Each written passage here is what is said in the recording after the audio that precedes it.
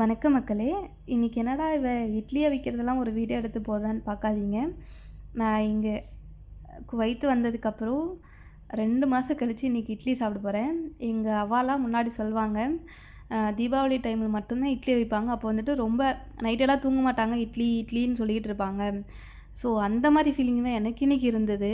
First time நானே மாவு அரைச்சி எனக்கு இட்லி வந்திருக்கு. அது ஒரு பாட்டாக இருக்கட்டும், ரொம்ப நாளுக்கு அப்புறம் இட்லி சாப்பிட்றோன்னு அந்த ஃபீலே எனக்கு அப்படியே ஒரு மாதிரி இருந்தது. இட்லி ரொம்ப நாளுக்கு அப்புறம் இருந்தாலுமே நம்ம ஊர் மாதிரி இட்லி எங்கேயுமே வராது. அதை மிஸ் பண்ணவங்களுக்கு மட்டும்தான் தெரியும் அது என்ன சொல்லுவாங்க, அந்த வலி எப்படி இருக்கும் அப்படின்னு சொல்லிட்டு.